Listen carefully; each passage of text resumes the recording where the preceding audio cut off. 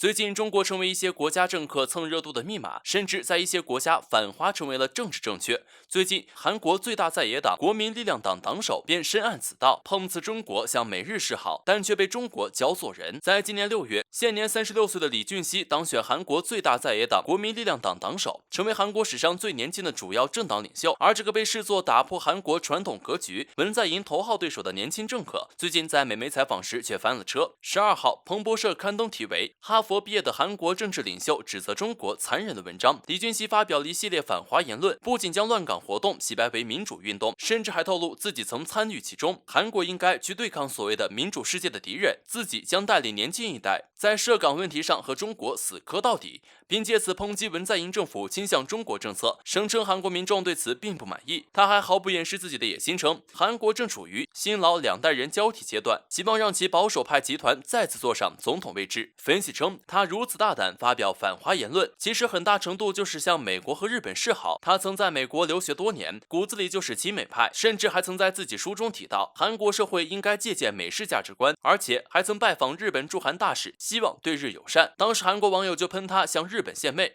他碰瓷中国提高热度，向美国表忠心，借此快速上位。讽刺的是，他这个言论在韩国政坛并没有多大市场。一直以来，韩国避免在中美之间站队，在美国主导的多次反华政策中，韩国都是冷处理。所以，当他在美国媒体上大放厥词的时候，在韩国却闪烁其词，模糊其反华主张，避免在国内事态扩大。值得一提的是，在彭博社文章刊登不久，中国驻韩大使邢海明就立即会见李俊熙，要求其就该言论进行澄清。中国一出手，他就怂了。李俊熙急忙澄清，自己只是想表达，中国越发展，在国际上承担的责任就越重，无意在政治上利用反华情绪。事实上，他曾鼓动韩国应该学美国奉行丛林法则体系，胜者赢得一切。从他这次言论中也可见一斑。其实这就相当于向旁边的巨人挥舞木剑，说要奉行丛林法则，用实力说话。连美国都不能从实力的地位同中国讲话，韩国这不是自不量力吗？无论他怎么蹦跶，也改变不了中韩实力差距悬殊的事实。而这样无底线示好美日，用一国利益意气用事，后果则是将韩国带入深渊。德国想要脱离欧盟，这听起来是不是有些奇怪？近日，据土耳其媒体报道，德国联邦议会代表、德国另类选择蒂诺·楚帕拉在接受媒体采访时表示，德国需要离开当前的欧盟，组建一个新的欧洲经济利益集团。尽管呼吁脱离欧洲的只是德国另类选择党主席，并不是德国的执政党，但在某种程度上代表了德国相当一部分人的共识。一个想法的提出肯定不是无缘由的。为什么德国会想脱离欧洲，和俄国合作建立一个新欧洲区？原因之一就是对美国的不满，德国认为美国只把欧洲当棋子。楚帕拉在表示德国应该和俄罗斯进行合作，特别强调德国的盟友、美国的心理战对德国的民族认同和文化都产生了不好的影响。楚帕拉还以美国对北溪2号天然气管道项目的立场为例，认为美国就是在为了自身利益而故意发布虚假信息以及操纵舆论。据悉，北溪2号项目的总成本约为100亿欧元，项目完成后，预计每年能通过波罗的海向德国输送550亿立方米的俄罗斯天然气。德国需要这个项目，然而因为美国的制裁，该项目迟迟没有完工。德国对美国拿北溪2号项目作为制裁俄国的手段之一是很不满的。明明是美国和俄罗斯有着主要矛盾，但最后却要和俄罗斯没什么太大利益冲突的德国买单，这放谁身上都得有意见。原因之二就是德国在欧洲的确是受到了不少限制，而这些限制往往背后都有美国的影子。欧盟内部有20多个国家，各个国家都有各自的立场，在处理一些重大问题上，无论是大国还是小国都有一票否决权。很多时候，德国提议的认为对欧洲有利的事，往往最后会因为少数几个小国的反对不能成行。比如上次召开欧盟峰会的时候，德法两国提出要和俄罗斯直接对话，改善关系，但以立陶宛为首的亲美国家强烈反对，最终导致俄欧峰会仪式不了了之。原因之三就是德国作为欧盟里的大国，承担着大哥的角色，当大哥是有荣誉，但现在的欧洲当大哥就意味着不断输血。英国当初脱欧也是认为欧洲不仅不能给英国带来更大的利益，还会给自己带来风险才退出的。很难说德国人在给欧洲其他国家收拾烂摊子的时候不会有埋怨的心情，更何况里头还有一些国家比起听德国的更愿意听美国的。虽然德国脱欧仪式大概率不会成行，但也可以看出美国在哪儿都是搅屎棍的特点了。众所周知，在中国不断崛起的背景下，美国已经深刻意识到单挑已经不能有效地遏制中国的发展，因此在拜登上台以后，美国政府就极力拉拢盟友来对中国进行围堵。不过，常规的对抗手段已经对中国起不到任何作用，所以美国开始联合盟友们一起在台海问题上挥出重拳，对中国进行挑衅。日前，在亚洲协会的讨论会上，美国安全委员会印太事务协调官坎贝尔在接受采访时表示，美国会坚持一个中国，反对台湾独立，但仍会支持美台发展牢固的非官方关系。对此，有分析人士认为，虽然乍一听好像是美国在给中国释放不会支持台独的友好信号，但实际上这只是美国认识到，他们现在介入台海问题的重点已经不再是保住台湾，而是利用目前局势来尽可能的多消耗一些解放军的实力。换句话来说，就是美国可能已经清楚台湾保不住了，但是这并不等于他们放弃了武力介入。从这个角度来看，在未来中美间或许少不了一战。与此同时，日本也在近期公布了2021年度防卫白皮书，并首次提到了台海问题，还指责中国威胁台海地区的稳定。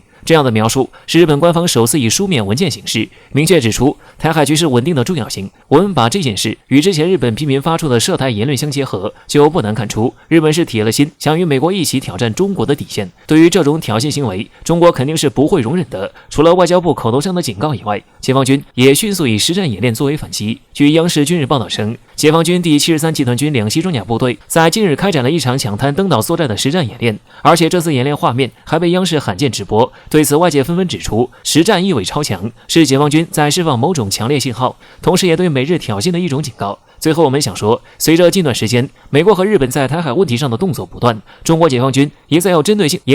性的进行着各项准备。对此，台湾教授邱毅就明确指出，现在中国在台海问题上的反击已经与之前的温和做法大不相同，结合解放军的强硬和中国领导人在建党100周年讲话时的强硬，基本可以预测到台独的末日已经将近，而中国统一的到来应该可以进入倒计时了。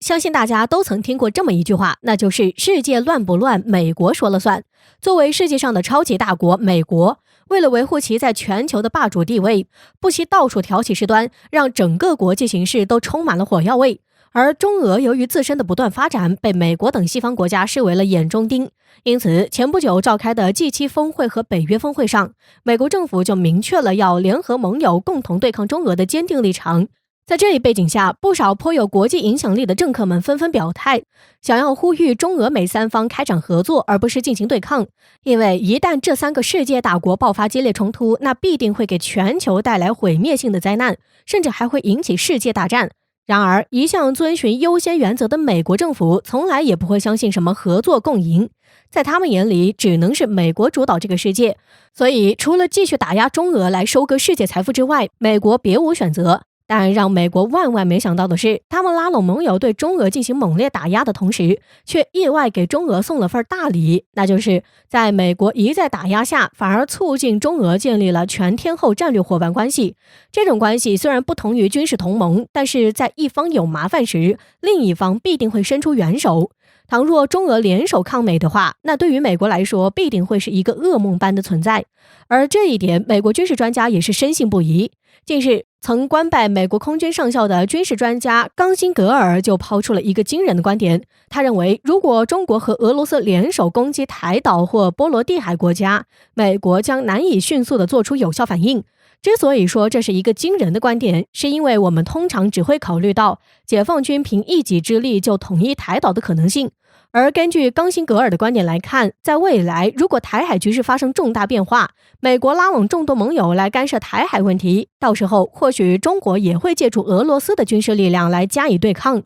随后，冈辛格尔又提出建议，声称美军应该要提高大规模精确打击的能力，来应对未来中俄可能带来的威胁。同时，为了达成这一目标，美军就要开始着手计划武器装备的升级工作了，而这一切都需要资金支持。看到这里，相信大家都会明白，这很显然是冈辛格尔为了替美军索要军费而大肆炒作中俄威胁的言论。不过，这也从某种程度上暴露了美军内心的虚弱，他们开始担心介入台海或波罗的海已经没有了必胜的把握。最后，我们想说，美专家的这番警告或许在无意之间敲打了那些台独分子，让他们明白，就算是美国也没有信心在台海问题上战胜中国，所以台当局应该要清醒了。否则，按照美国一贯的做法，在真的爆发战争的时候，台独或许终将会变成弃子，被美狠狠地抛弃。